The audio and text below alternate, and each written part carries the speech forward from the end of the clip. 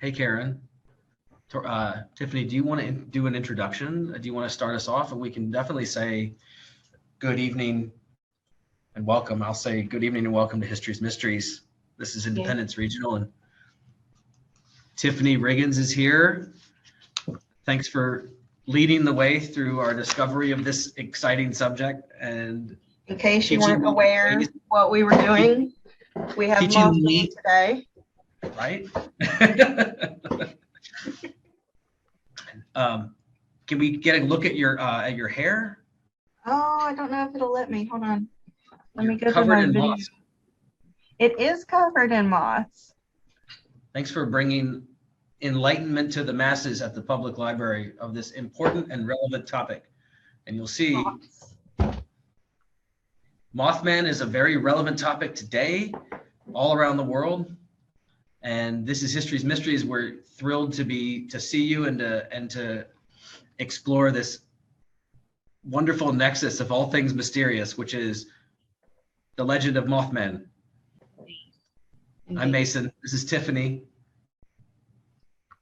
We are your co-hosts for tonight with our weirdness abound and going into some also weirdness. And I have made my conclusions and you guys can make your conclusions at the end. Thank you for the compliments on the shirt. I dressed for my day. It's going to be a 2 teacup evening for me. And at 6:03, let's dive into some started. deep content. Why we're all here. All right, y'all. So we are in Point Pleasant, which is a city in Mason County, West Virginia. It's at the confluence of the Ohio and Kanawha rivers. The population was 4,350 at the 2010 census, and it is the principal city of Point Pleasant, West Virginia, Ohio Metropolitan Statistical Area. Sorry, that was a mouthful. All right. You could offend somebody getting the word like statistical wrong. I know, right? Micropolitan. It's the micropolitan statistical area. We're going to learn some excellent vocabulary this time. Last time we learned diaspora and syncretism. This is Point Pleasant in West Virginia. If I can say, it's a fascinating place to live, and you can visit the tourist board of Point Pleasant online. If you love American tradition and American history, proper American history, it's Point Pleasant is a beautiful river town with a legacy of thriving river commerce. And it does have, to our purpose today, a dark history rooted in bloody conflict, very American indeed, between the Shawnee and the Virginian colonizers, which is something we'll explore. It bears on what we talk about today. In fact, our subject here is a perfect embodiment, by way of introduction, of a philosophy that we discover in researching Mothman called the Fortean philosophy by Charles Fort, who rejects clinical scientific authority and embraces the wonderful geography of liminal spaces filled with ethereal psychological representations in a in-between dreamlike reality. No better place to embrace and embody that philosophy, the Fortean philosophy of Mothman. All right. So in the beginning, there were a few Mothman sightings before the main ones that are pretty well known, like the graveyard and the TNT building, which we'll talk about a little bit more. But most weren't taken seriously and didn't really garner much attention. The first actual sighting that we know of was in the early 1960s, and a father and daughter were on a main highway near the Ohio River. The daughter was driving when a tall man stepped onto the road, and of course she was terrified that she was going to hit him, so she slammed on her brakes, but as the car slowed, a huge pair of wings unfolded from the man's back, and he skyrocketed into the air. So more sightings trickled in, and in 1965, a woman who lived near the Ohio River told neighbors that her young son had seen an angel in their yard, and soon after, a different woman reported seeing a man who had wings like a huge butterfly, and this woman claimed the man was at least 6 feet tall. The first sighting that was really taken seriously was in 1966 by 2 couples near the TNT area in Point Pleasant, West Virginia, which on the screen there's pictures of this area. The reason this area was known as the TNT area was because during World War II, this large concrete building was used to store explosives and had continued to store some explosives, we found out. So setting the scene, the couples had been out for a drive outside of town, and this area was spooky, so many young people would go out there for fun. Roger Scarberry drove toward the front gate, and he noticed a pair of glowing red lights in the dark that seemed to be hovering about 7 feet above the ground. He stopped the car, and all 4 people in the car decided to come out to take a closer look. Suddenly, the couple realized that the red orbs were actually eyes, and standing in the shadows not far away was a man-like figure with scaly wings wrapped over its back. So obviously, they raced back to the car and sped away. And Roger claimed that he coaxed his old Chevy into going 100 miles an hour to try to get away from this creature, but the creature actually took off into the air and was following him. But when they noticed that once they got towards the town, they lost him. He kind of like left. And when the car pulled into town, they immediately went to the police, explained what happened to the deputy, Millard Halstead, who knew and trusted both of the couples. And he believed them and followed Roger back out to the area where they had encountered the creature, but there was no sign of it. Later, Roger would claim that the monster appeared at his home that night. I know that Mason had found that another person said that they did find like a pile of weird dust on the ground where he supposedly had existed. And yeah. I had listened into another podcast that said that one of the police officers that was there with them saw something flying in circles above the TNT building. Now, whether or not either of those legitimately happened, they exist in the world as possibilities. As an interesting aside, that same night, Newell Partridge claimed he had seen something strange. He said that he was watching television at his home in Salem, which is nearly 100 miles from the TNT area, and all at once, the screen on his television went blank and an unusual wavy pattern flashed across the screen. Something outside began to make a high-pitched whining sound, which caused his dog to begin howling. So Newell grabbed a flashlight and slipped outside to see what was making the noise. And when he came out onto the porch, the sound stopped. And for a moment, he could see 2 glowing red orbs near his hay barn. Later, he told the authorities that they looked like eyes that were glaring at him. So all in all, seems like a really fun night for everybody. Mason, we can't hear you. Yay, now we can. November, if it echoes, you might, I killed my mute. I muted myself in case we echo. November's of 66 was off to a rollicking start for the weird and fabulous and fantastical in Point Pleasant. Yeah, Newell Partridge, this is his dog Bandit, disappeared that night and never returned as well. But everyone believes that Mothman is benevolent, so we can't say that. Obviously, was not him. We can't start by tarnishing Mothman's record.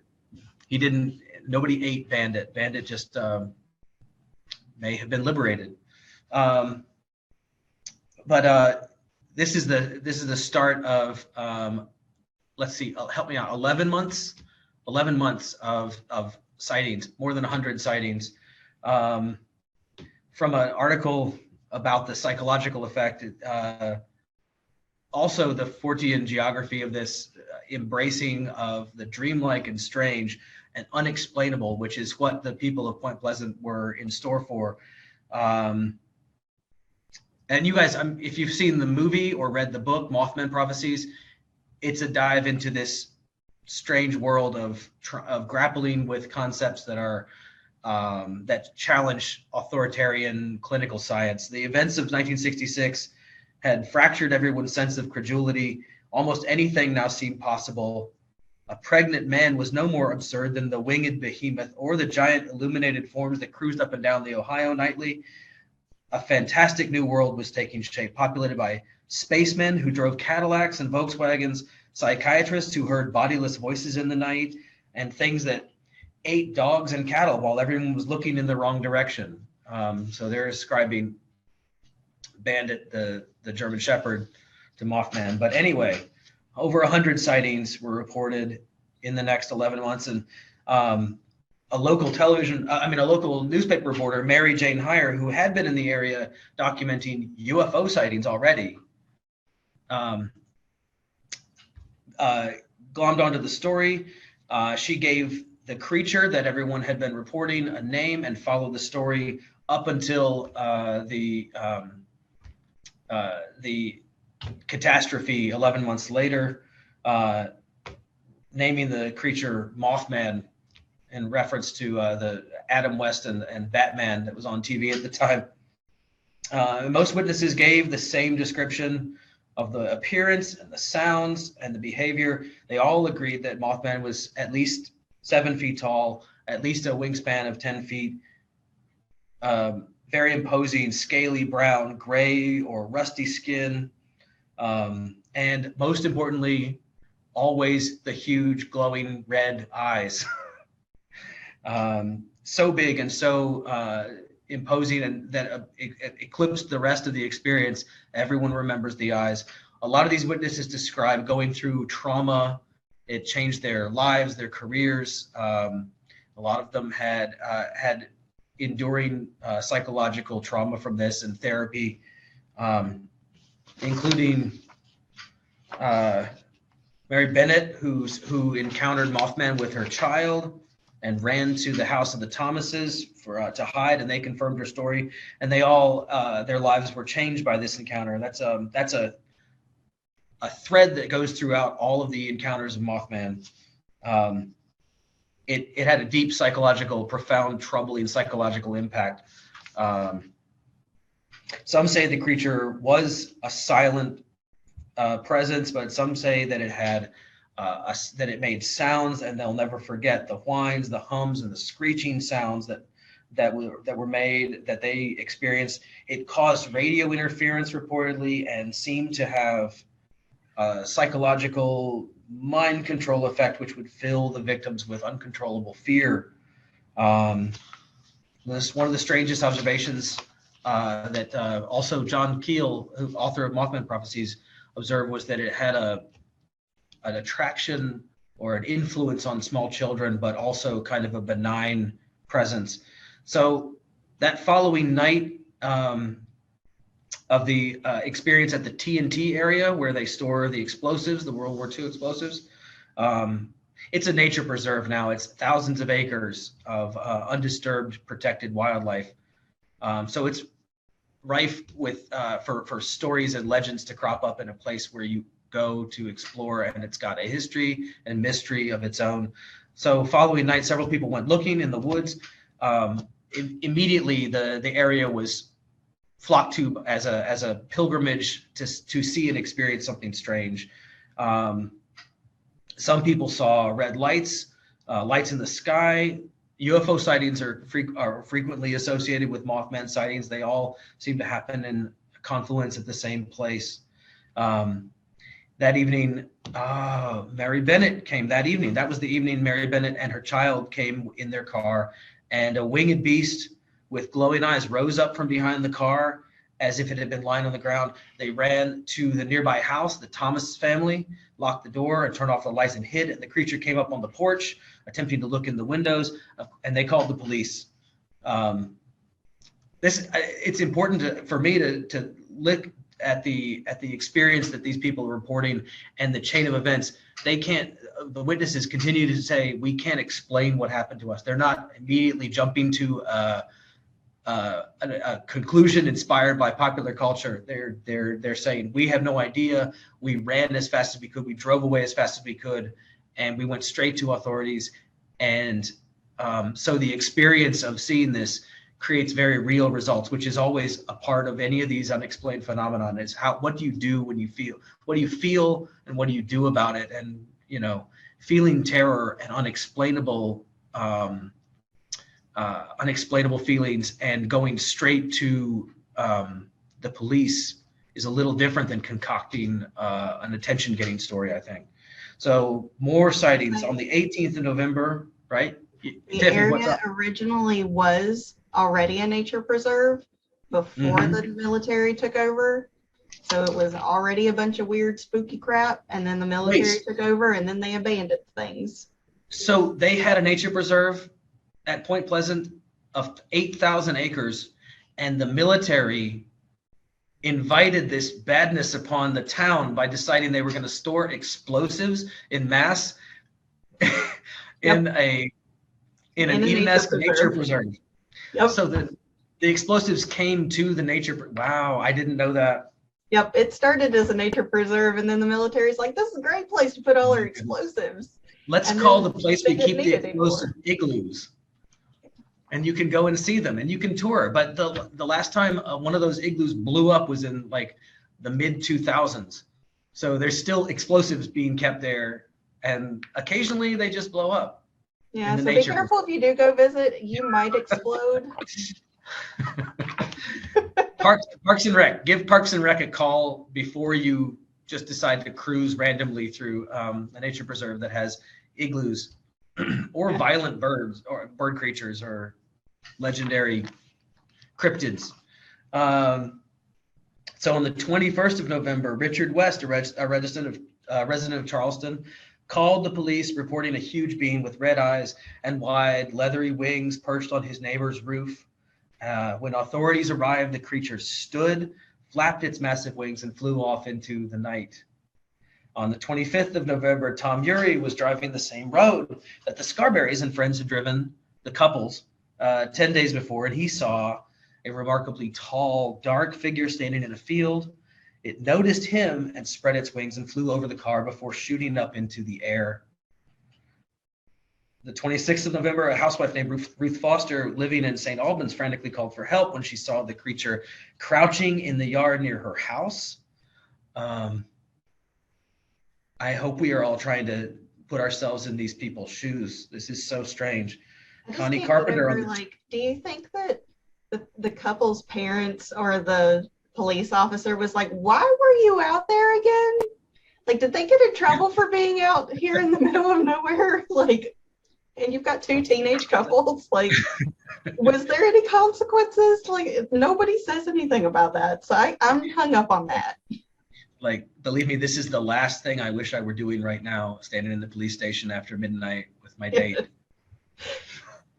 I'm reminded of Shag Harbor, like the last thing that the teens who witnessed the unexplainable phenomenon from other worlds wish they were doing was reporting stuff to the police after midnight. Yeah. There's other reasons to drive really fast in the middle of the night with your date. On the 27th of November, also two young girls walking past a junkyard in the same area that Connie Carpenter saw the Mothman. That was a deserted golf course. They had both Connie Carpenter and the two young girls on the 27th were confronted by a creature that approached them, and they described it as monstrous, and it confronted and chased them. So Mothman is running towards you.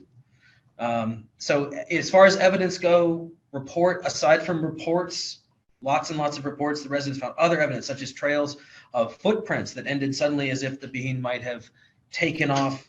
Some people hear loud bumps on their roofs or strange shrieks in the night. In separate events, 5 pilots flying over that area reported that they had seen red-eyed creatures flying at amazing speeds. We'll find later in the reporting from Chicago just a couple of years ago, all of this behavior is exactly what's been reported hundreds of times just a few years ago in an entirely other city. Tiffany? I gotta say, I really love this newspaper headline. Monster, no joke for those who saw it. I'm like, it sums up kind of everything perfectly, because I'm sure they were terrified, but everybody else is like, seriously? Did you really say that? Really? Right. All the actual quotations from the witnesses sound like terrified and traumatized. Yeah, and like they were legitimately terrified of whatever happened. Yeah. And they're focusing on psychologically on the other of this experience and the strangeness of it. Nobody's jumping to conclusions. Some people are saying it wasn't. Some of the witnesses were like, they're sure it wasn't a UFO. That's not what we saw. So they're aware of and that article written by Mary Hyre, she was covering UFO sightings at the time, and she glommed onto this phenomenon separate from that. It's a separate and distinct thing. There's a nexus, but it's not yet. All roads lead back to Mothman. You guys are going to learn this.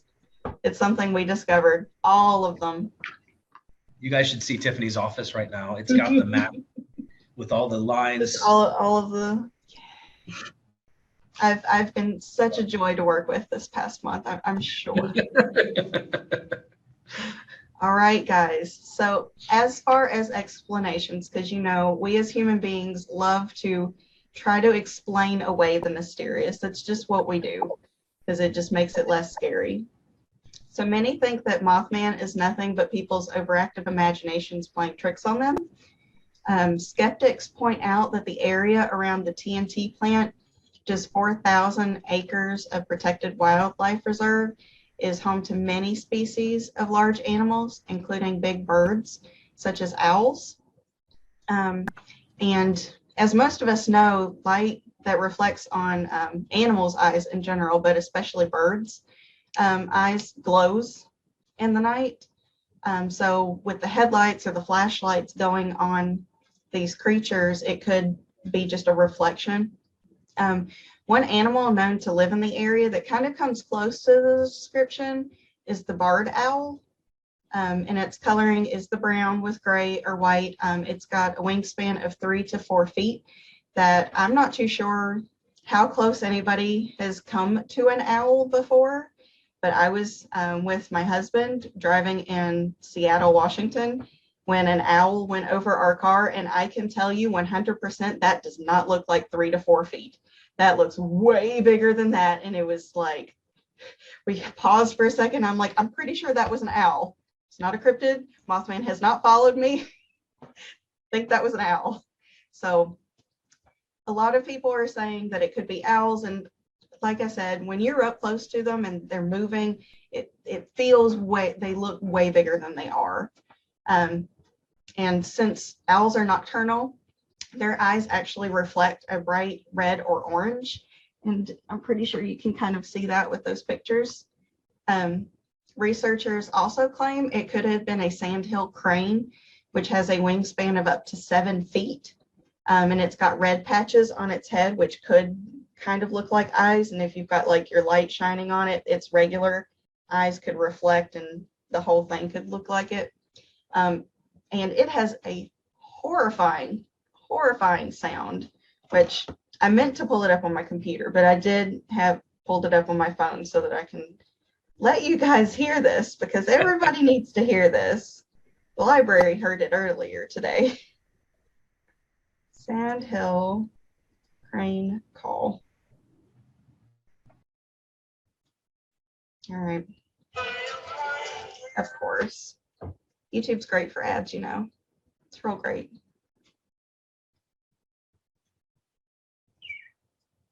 All right. Hopefully you guys can hear. Wait for it. Apparently right now it's purring like a cat.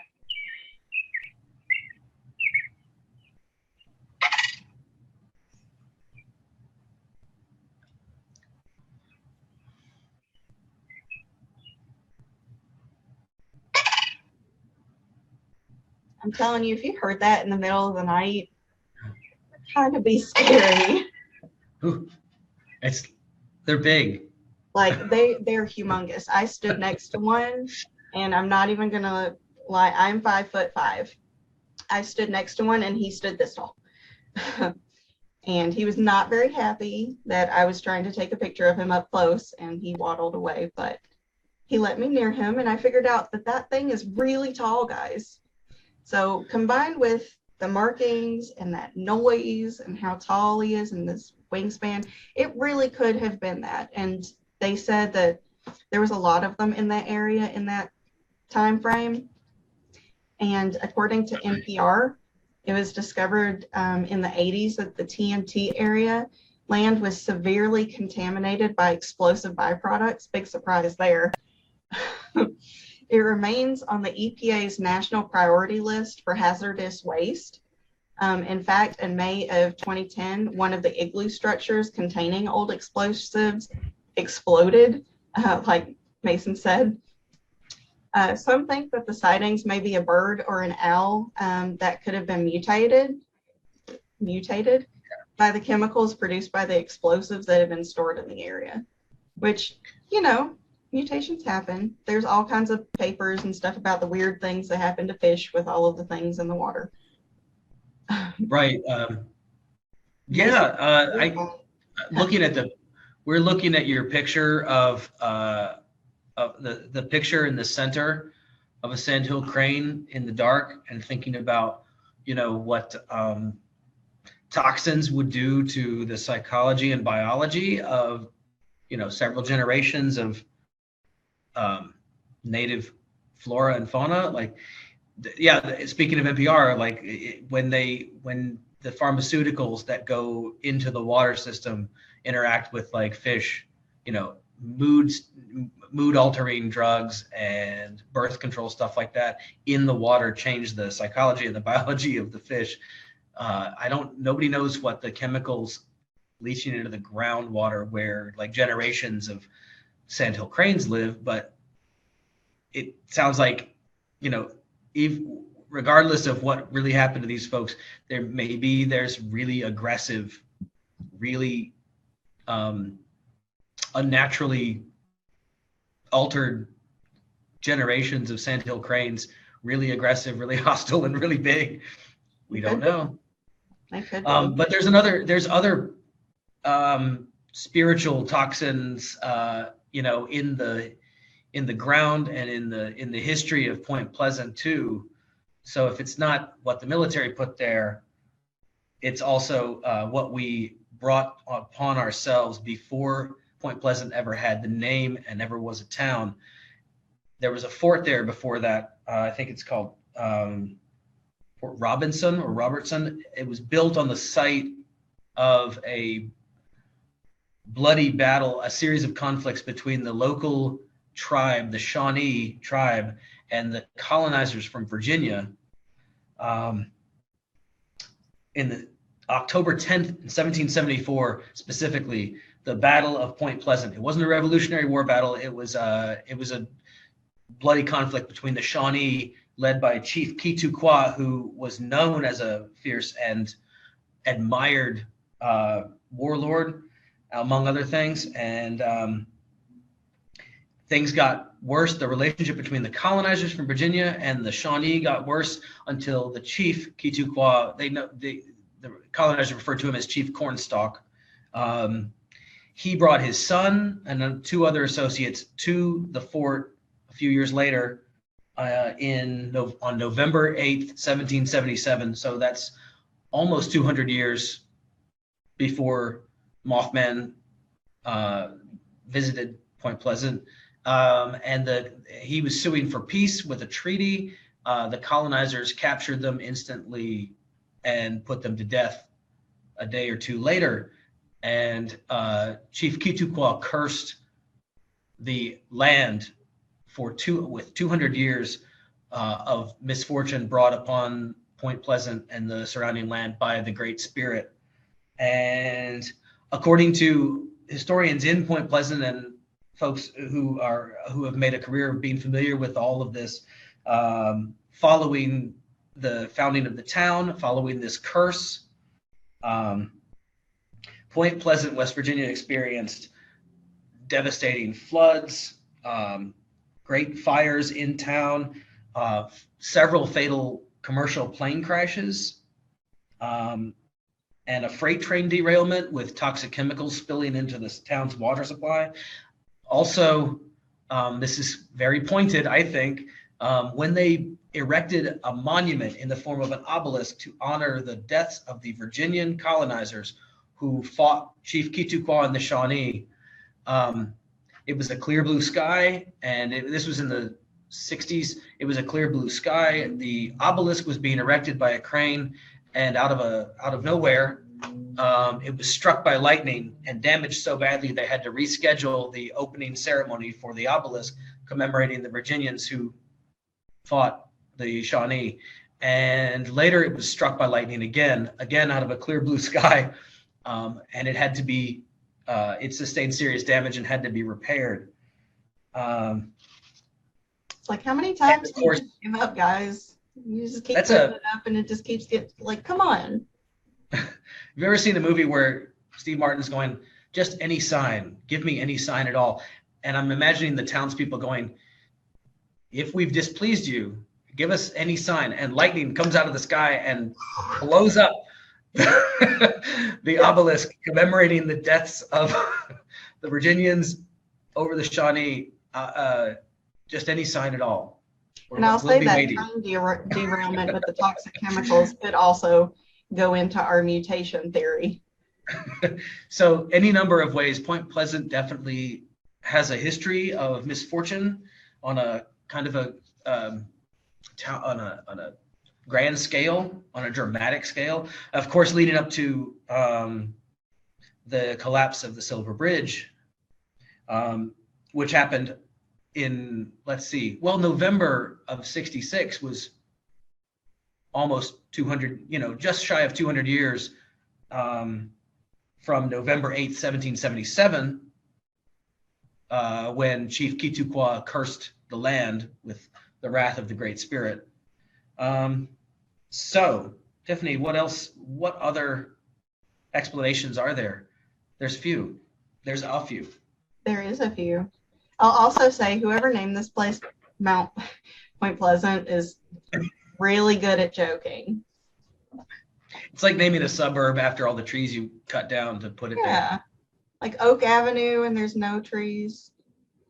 Kind of like that.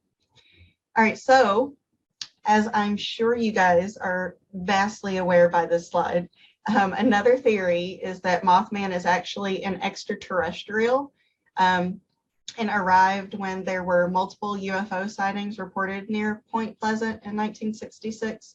Like Mason was saying, there was that one journalist that was there for that. With a growing number of stories about this creature, obviously it's going to attract authors and researchers. One such journalist / author / researcher set out in December 1966 to Point Pleasant to write a story and to find out the truth about Mothman. At first, he was undecided about what he felt, but as he interviewed witnesses and collected reports, he began to believe. He was told tales of lights in the sky, disembodied voices, doors that opened and closed by themselves, cars, televisions, and telephone that suddenly stopped working, which all of that sounds like the poltergeist, not Mothman, but that's besides the point. At one point, he began receiving strange phone calls from mysterious beings. When stories started overlapping, he began to think that maybe Mothman was part of a larger conspiracy. See, all roads lead to Mothman. He believed that conspiracy was one that involved UFOs and even maybe the Men in Black. He continued his research for months, and you might recognize his name.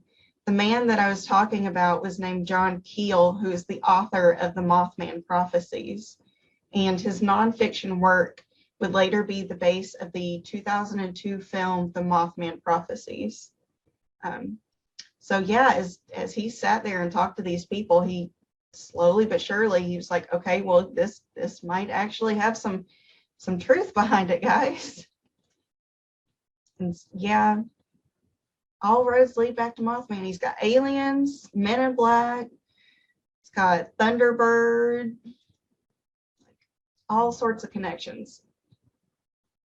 Mason, can't hear you. You can hear me. I'm right across the room. I'm across the True, wall from I you. can hear You you. me The yelling. rest of everybody can't hear you. The Thunderbird.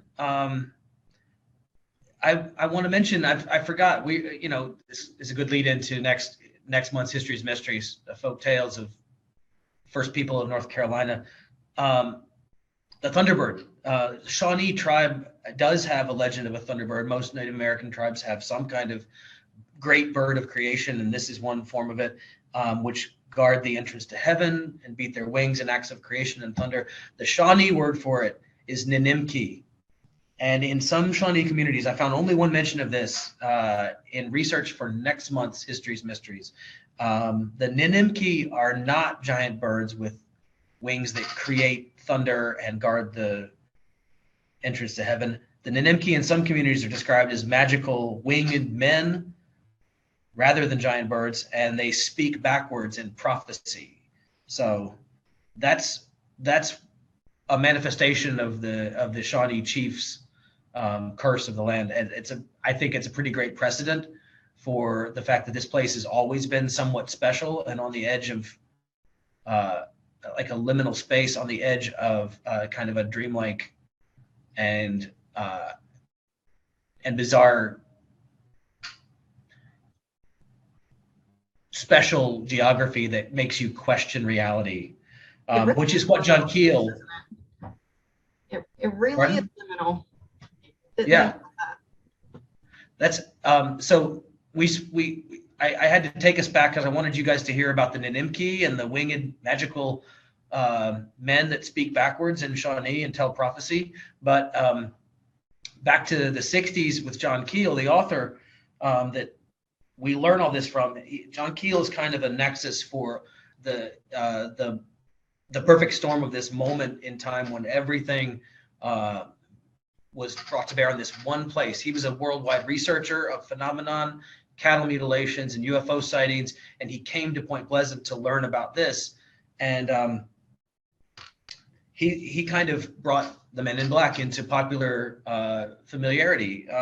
John Keel, in the film, he's played by Richard Gere. The voice on the phone has a name. All of this, all roads lead to Mothman and his experience of Mothman. And Tiffany is his prodigy. The voice on the phone in the film is a direct tie to all the other strangeness that people were experiencing in Point Pleasant, including the UFO sightings. The voice on the phone's name is Indrid Cole. It's referred to in the film. Indrid Cold is the manifestation of all the UFO sightings in the same area. John Keel was documenting from New Jersey to Parkersburg in West Virginia to Point Pleasant, people witnessing by name, and we have the link to a report, an interview with a guy who met this character, someone landing in view, witnessing someone landing in a spaceship, climbing out and introducing themselves by name using telepathy. The name that was given of a strange, tall fellow with lots of strange features, long, slender hands, and dressed weirdly, introduced himself by the name Indrid Cold, saying he was from the planet Lanulos in the galaxy Ganymedes. These sightings of this character kind of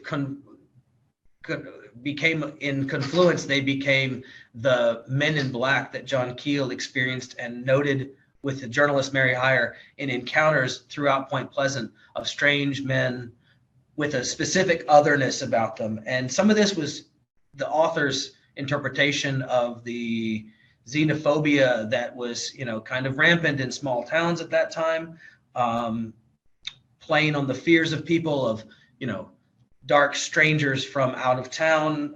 Some of this is the author's pre-existing biases playing on the people witnessing this, and definitely getting carried away and going far beyond his purview as a journalist to a personal experiencer of the story and a part of the story, a part of the narrative. But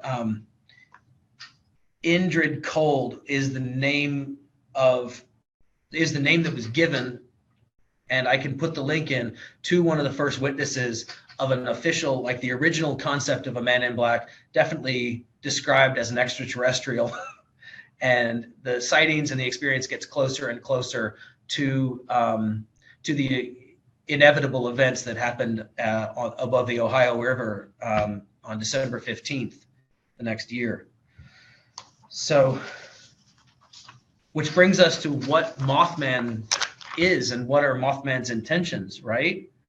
Because adjacent to a specifically mysterious extraterrestrial trying to communicate with people, we have Mothman, who is an unexplainable phenomenon. And how we interpret this, like the cover of the Mothman Prophecies movie, as a Rorschach test for what we interpret these things, and how we interpret these experiences and how we weave them together into a narrative. The Silver Bridge over the Ohio River, as these sightings precipitate, as they accumulate, and some people claim to have dreams about disasters impending, Mary Hyre, the journalist, and John Keel come back to Point Pleasant weeks before the collapse of the bridge, because they both stayed in contact after the sightings died down, talking about dreams they had of impending disaster, bringing us to December 15th as kind of like a inarguable culmination of all this. You can see there pictures of the disaster. The Silver Bridge had already outlived its scheduled serviceable time, but a catastrophic engineering disaster where 40 plus people 60, went over. 68 people went down. Yeah. I have a link. It's a pretty, survived. yeah, it's pretty troubling, but I have a link as well to the local town's commemoration, including the list of names of people who were lost and when the Silver Bridge collapsed, and eyewitness accounts of one gentleman was from Ashbury, North Carolina, of the experience of being on the bridge and surviving the collapse into the Ohio River in December, and swimming for their lives and losing loved ones. It's pretty dark, and the only thing for the purpose of this story is that the Mothman sightings culminated in the collapse of the bridge and then stopped after the bridge collapsed. And the fact that the people who were closely associated had dreams about this upcoming disaster. And of course, one of the dreams supposedly was that somebody just saw Christmas presents in water, like the red and white, the gift wrapping and stuff in water, and they didn't understand what it was until after the disaster, because you could stand on the side and you can see all the Christmas presents that had been in the cars because they had went shopping, kind of like floating down the river. That's tragic. I'm going to send, for those of you who are interested, I want to send the link to these things. Yes, we're going to be dropping some links in the chat, just so you know, because we found some cool stuff in the chat. Here's a link to a firsthand interviewed account of our original Man in Black, the legend of Indrid Cold. It's a good watch. Let's see. This is a little closer to home, maybe, but extra important to, if you want to read eyewitness accounts and survivor accounts of the Silver Bridge tragedy, with thanks to the tourism board of Point Pleasant, which is a really well kept website. And while we're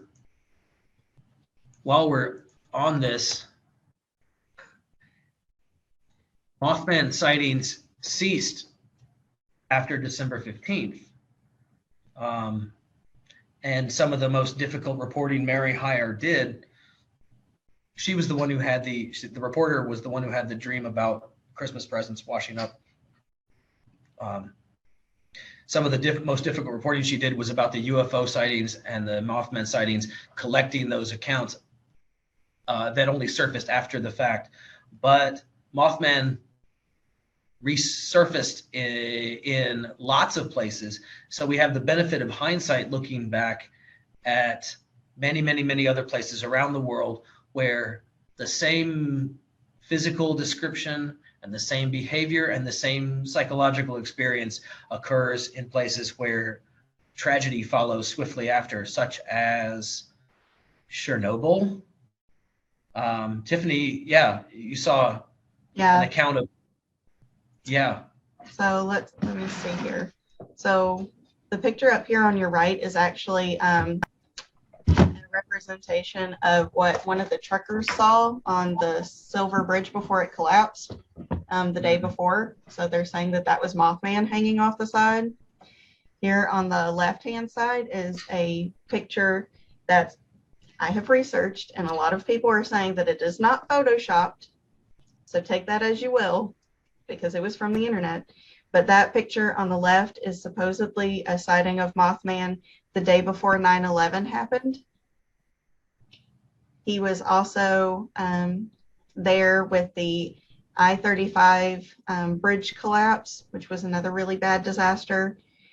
He showed up the day before a huge swine flu outbreak that happened in Mexico, before the Shantai Dam burst in China. He showed up in harbor of Texas City before the ship Grand Champ caught on fire, and it was horrible. And he showed up before a mine shaft collapse in Freiburg, Germany in 1978. So he seems to show up just before something horrible happens. And the descriptions of the folks in these places are very, very similar. All of them, they corroborate the same experience.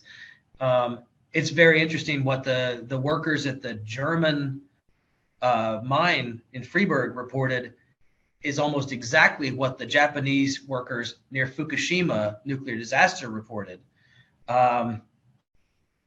That it sounded, the sound that the creature, first of all, is an enormous creature that looked like a thin humanoid with wings, obviously wings, and making the sound they described as many, many people shouting at once, plus the sound of a city bus brakes squealing. They both described it the same way, which brings us to over 100 sightings in Chicago between 2011 and 2017, where all of these behaviors that we've been talking about, watching a humanoid with wings circling, bright red eyes outside people's windows, whole crowds of people seeing a thin, tall figure with wings taking off from the sides of buildings, circling over boats and then taking off into the sky, followed by flashing green lights that behave like a UFO. These are all reports that I'm quoting, having just read them from news reports in Chicago. And if you take a look at the last link I sent you on the chat, that is an interactive map of Chicago Mothman sightings with all the articles accompanying them. I hope you can see it, and if not, email me, and I want to send you, if you don't see it, I want to send you the link to a really thoughtfully compiled website that NPR is using as reference for a conspicuous amount of attention given to Mothman there in Chicago. And the overarching question for us, Tiffany and I, is what does that mean for the people of Chicago? Because it's been happening for a while 10 years. now. So what is going to happen? We can only guess, but all of the significance for me is reading the reports sound exactly like we are experiencing right now a surge of Mothman reports that is exactly what the people in Point Pleasant experienced in 1966. And it's rampant, hundreds and hundreds of reports in Chicago, and you can read them and they sound very indisputably like the same experience, which brings us to the question, if you experience something and you can't describe it, but you can't write it off as a pre-existing experience that you somehow group hallucinated from TV. There is no such thing as a group hallucination. First of all, like a group of people doesn't hallucinate. A policeman, in one of these reports, a policeman walked up to a group of people looking up at the side of a building, and he asked them what they were looking at, and they all watched together as a tall, gray, skinny humanoid with wings took off, jumped off the building, and flew straight up into the sky. So if you want to experience a little bit of this 40 in reality, causing you to embrace the questioning of what you think your senses are telling you, and reject clinical science for a more wonderful and exciting world that makes you alive with sensations that you can't explain. Read some of the news articles from Chicago Mothman and dive in. It's so crazy because you think that, oh, it's in the 60s. Oh, they didn't know. Well, like, no, this is recent. This is recent history, guys. And it's happening right now. Obviously, Mothman is in the spotlight in popular culture right now for who knows why, what reason, but I love him anyway. If you go to Point Pleasant, they actually have a museum dedicated to him, and they have this giant statue, which is horrifying, and I refuse to put a picture of it on my slideshow because it terrifies me so much. So you can go check out all of those really cool things. And what's so funny, a lot of the interviews and stuff that have been done with the residents of Point Pleasant, so many of them are like, yeah, no, we don't believe that. But if everybody wants to just come give us some money for tourism because of this, I am so okay with that. So they've really embraced the whole thing because tourism is pretty good money maker for them, considering most of us know that West Virginia doesn't have a whole lot of commerce. But all this being said, my conclusion about what Mothman is very clear on my slide. He is a time traveler from Atlantis, and he's just very bad at his job. He always comes the day before the thing happens, and then he gets social anxiety, and he can't really tell anybody what's going on, and he just leaves. That is my conclusion. He is an Atlantean time traveler. He's just bad at his job. With social anxiety. With social anxiety. And he's running. He wants to tell you. He's so excited to tell you what he wants to share. He's just standing there looking at you like, I gotta tell you, but I can't. And then he just leaves. I'm telling you, that's my conclusion. I'm sticking to it. He is a time traveler from Atlantis because Atlantis had some technology, y'all. But that's my thoughts on this subject. That's what I came here for, is to hear your theory that ties this as the nexus to all of our unexplained experiences. So Mothman is what you make of him. So all far, lead to Mothman. All of them. He hasn't done anything wrong. No, he's just existing and making very weird noises. Yeah. And may or may not have taken off with a dog. We have no idea. There is no proof. There's no proof of that. He's just existing in our space, making weird noises and showing up before giant disasters. So take that as you will. He's doing what we all are trying to do, which is confronting the unknown. in our own beautiful strangeness, We are all strangers. which is what we all try to do here once a month. That's what I'm here for. But it's really funny because we have discovered that he ties into pretty much all of our History's Mysteries topics coming up. Like pretty much all of them. That's why I'm like, all roads lead to him. Everything, all of the weirdness leads to him. He's the linchpin in History's Mysteries. That's right. As a segue from one program to the next, Mothman works really well. The sound that he makes is a great scene change as well. Like it sounds like a crashing bus, but yeah. Somebody in chat said just wanted a dog. He might he have just just wanted a wanted a dog, and that dog was cute. It's totally Mothman's best friend. So my question is it Mothman or are there Mothmen, moth people? Good point, because he apparently has shown up in multiple places at the same time. And although I know that he's a time traveler, that's still a little suspect. Just a little bit. So yeah, it is what we make of it. But it's undeniably exciting. It makes my favorite thing about this is it's a perfect example of making the world much more interesting to be a part of. And it refuses, the more you learn about it, like all great phenomena, the more you learn about it, the more it rejects a simple explanation. Yep. You know, you can explain away one thing. You can't explain away an entire town's experience over years. And all you can do is sit in baffled admiration at the ability of the human conscience to experience something and then weave it together into a story. And in this case, Tiffany has taken us all the way back to humanity's forgotten past. I was willing to go as far as the Shawnee, but that's for next month. It goes all the way back. Yes.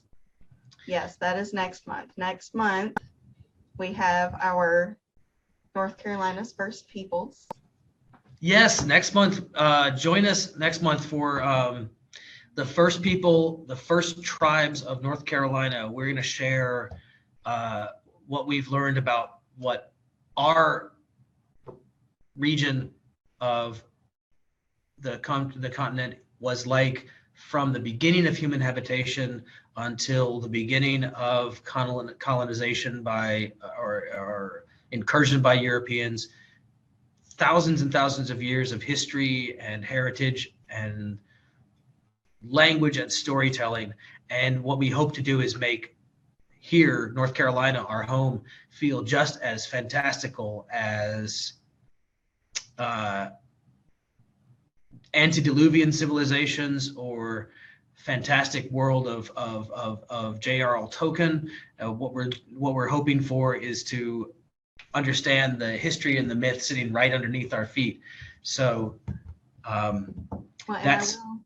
I will say, the more that we dig into these topics with all of you wonderful people, the more that we realize that nothing makes sense and everything's weird. Everything is weird. No matter what you're looking into, there's a way to make it weird, and it happens. All of the things. So thank you guys for giving us that opportunity to figure out that the world is just strange and sharing that. It makes me happy. It makes my heart happy. Okay. Thank you, everyone.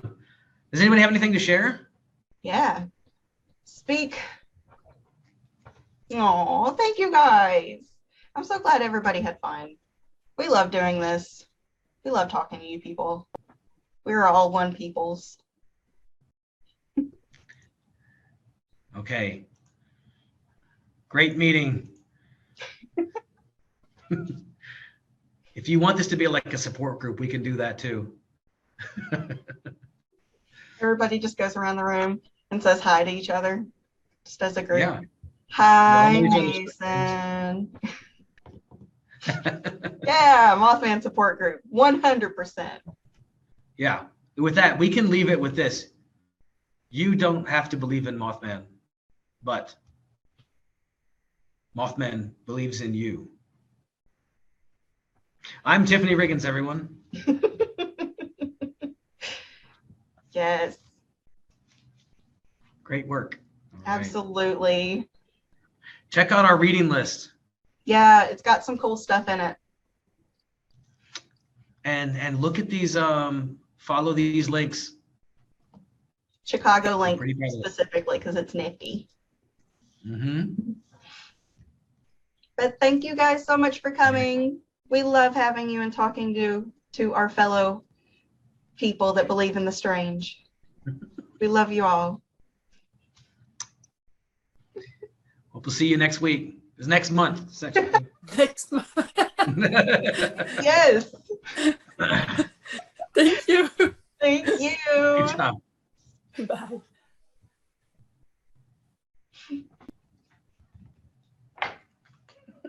Hi, Mom.